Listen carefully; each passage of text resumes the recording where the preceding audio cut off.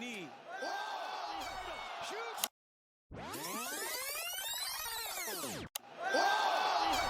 Shoots right in the left of the... The moment when Israel Adesanya figured out Alex Pereira was at the very first fight they ever fought. We like to call this fight the fourth fight between the two, but in reality, we have two of the same sequences happening in two different sports. In kickboxing, in their very first fight, Israel Adesanya should have won that fight, but he didn't. In their first MMA fight, Israel Adesanya was winning, but he didn't. In their second fight, although Adesanya wasn't able to drop him, he did score a standing 8 count, which just counts as a knockdown, and he was able to hurt Pereira really bad. And what happened in their second MMA fight? The same exact thing, but this time around, Adesanya put the nail in the coffin. We always like to talk about how much of a big fighter Pereira is, how strong he is, how well his leg kicks work against Adesanya. He's the only fighter to ever beat him in a leg kicking game, and in this second fight in the UFC, he was actually right hand. The same right hand that he landed in the very first fight's last few seconds, he did this time around, and just like he did, hurt him for good measure. You see, we always have to go back to all of these fights and look at these fights objectively speaking. For a long time, everybody seemed to be getting tired of Adesanya. If you would call it the curse of being dominant, the curse of being good, the curse of being the best, people simply just want to see you put to the test and taken down just like they have built you up.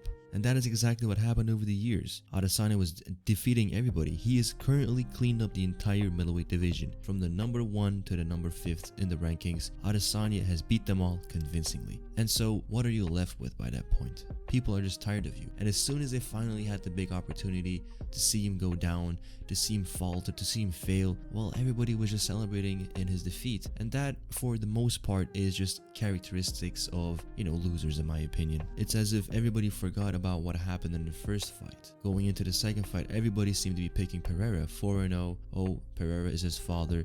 Pereira owns him. Pereira is the ultimate hater. This.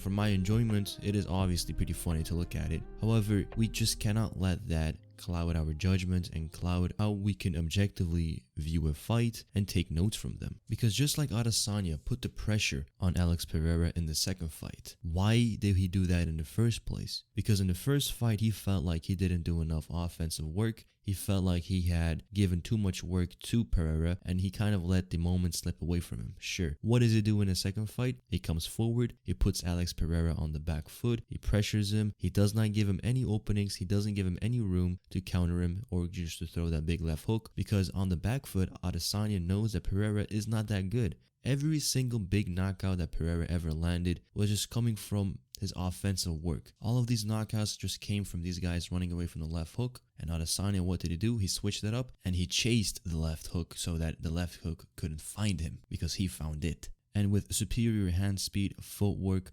Adesanya put great work in the first round and in the second round, being a lot faster.